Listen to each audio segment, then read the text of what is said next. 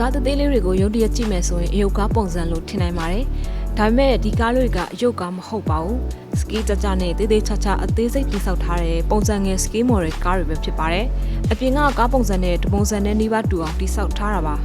။ကျွန်တော်နာမည်ကသူရိမာဟုတ်ကျွန်တော်ဒီစကီမော်ဒယ်စောက်တဲ့မော်ဒယ်လာတယောက်ပါ။အဓိကကျွန်တော်စောက်နေရတော့ကျွန်တော်ကားပေါ့နော်။ကားရယ်ကျွန်တော်ဆိုင်ကယ်ပေါ့နော်။ကားဆိုရင်ကျွန်တော်ဒီ sport type တွေရှိမယ်။ truck ကားတွေရှိမယ် luxury type တို့ပါဒီနော်ဒီကိုအိမ်စီးကားတို့ရောပြန်ကားအစုံလို့တယ်ဗျာကျွန်တော်အစုံလို့လည်းပြီးတော့ဆိုင်ကယ်ဆိုဒီ112 skate ပေါ့နော်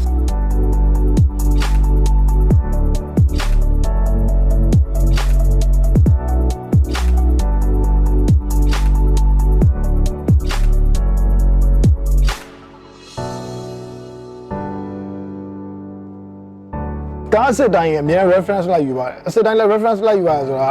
ကားစစ်မှာဒီနေရာမှာဓာတ်သုံးတယ်ဆိုရင်ကျွန်တော်တို့အဲ့နေရာကိုအဲ့လိုရအောင်ထည့်နိုင်ရမယ်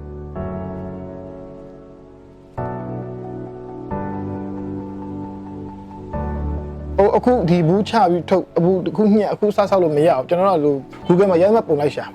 သူ့ပဲဒီ interior exterior ပေါ့နော်အကုန်လုံးဟိုလိုက်ရှာပြီးတော့အတွင်းငန်းတွေကဘယ်လိုရောင်သုံးတာလဲရှိတယ်ချို့လေသာသုံးတာရှိတယ်ကာကီရောင်သုံးတာရှိတယ် dashboard ကိုမီးကိုလားအမဲလားပေါ့နော် steering ကိုဟိုလုံးဝအမဲပဲလားအဲ့လိုအမဲဘက်မှာအနီးကွတ်ထားတာလားအဲ့လိုပါစာအသေးသေးလိုက်လောက်ရတယ်ပြီးတော့ဟိုဒီမှာဆိုကား engine ဆိုလဲအပြင်ကား engine တိုင်းကြည့်ရတယ်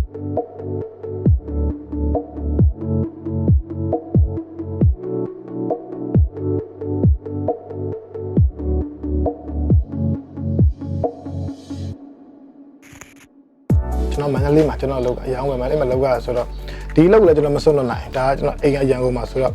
အဲဒီဇဝဲတစ်လုံးတည်သွားဖို့ကတော့ကျွန်တော်မလွယ်ဘူးဒါပေမဲ့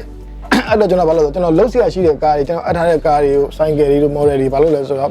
တစ်ခေါက်သွားရဲကျွန်တော်25ရက်တလနီးပါးလောက်ကြာရင်ကြာရင်ဘယ်နှစီးပြီးနိုင်မလဲပေါ့နော်ပြီးနိုင်သလားအရေးတော့ကိုကျွန်တော်ယူတယ်လိုအပ်တဲ့ stage တွေအကုန်လုံးကျွန်တော်ချက်ဖတ်တစ်ဖားအကုန်ထည့် average ကစအကုန်ထည့်ပြီးတော့ကျွန်တော်သွားရယူပါတယ်ရောက်တဲ့နေရာမှာအဲ့ဆိုစိတ်မုတ်တယ်အဓိကကျွန်တော်ဆေးမှုတ်တာကိုဝါသနာပါဆုံးဖြစ်နေတာဆေးကာလာတွေဆန်းရမယ်မှုတ်ရမယ်ဆေးမှုတ်တာကိုကျွန်တော်အရင်ဝါသနာပါဆုံးဖြစ်တယ်ဆိုတော့သွားရင်ခီးသွားရင်ဝယ်စား3-5လည်းပဲပါတယ်ဒါပေမဲ့အဲ့ကျွန်တော်ဒီ model ပစ္စည်းရတာနှစ်ပုံသုံးပုံနဲ့အဲ့သွားလေအဲ့နှစ်ပုံသုံးပုံတည်ပြီးရောက်သွားနေတာ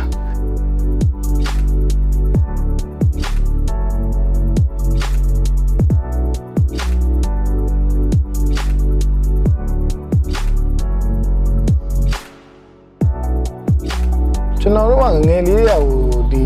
ပေါ့နော်ခလေးဘွားတော်ကအယုတ်တင်နေပေါ့နော်ဒီအဲ့လိုပဲအရင်ကြိုက်ခဲ့တဲ့ခါကျတော့ဒီပုံစံငယ်ကျွန်တော်ကပုံစံငယ်ဒီဆောက်ကြတဲ့ခါကျတော့ကိုလှုပ်လိုက်တဲ့လက်ရတစ်ခု